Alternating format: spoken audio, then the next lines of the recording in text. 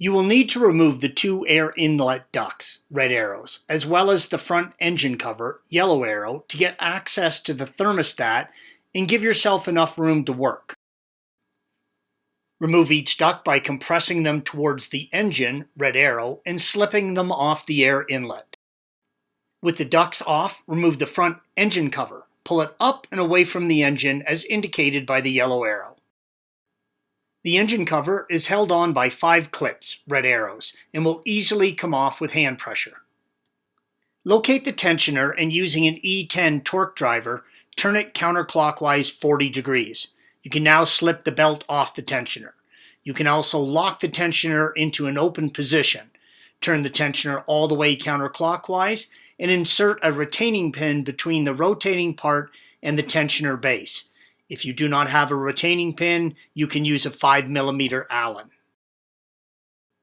This is a picture that shows you the routing of the V-belt. The tensioner is shown by the red arrow. Note the front of the car has been removed to give you a better view.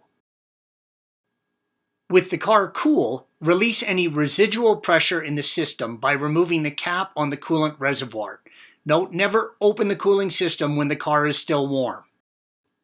Next, move to the thermostat itself and unscrew the large hose coming out of the unit. Most of the coolant for the car is below this level, but there will be some coolant that spills, so be ready to catch it in a bin and have a rag ready to wipe up the rest. Use a flathead screwdriver and remove the clamp from the hose attached to the thermostat.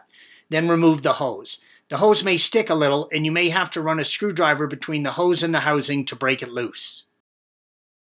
Next, remove the two E10 Torx bolts connecting the thermostat housing to the engine block. Gently wiggle and pull the thermostat from the block. Do not try and pry anything between the pump and the block. There is a rubber gasket sealing the thermostat to the block. This must be replaced every time you remove the thermostat, even if you are reusing the same thermostat. This is indicated by the red arrow. Do not try and separate the thermostat from the housing outlet. Unlike most thermostat, this one comes permanently installed into the housing. Installation is the reverse of removal. Thanks for watching. Click here to view the original article along with hundreds of other DIY content for your car.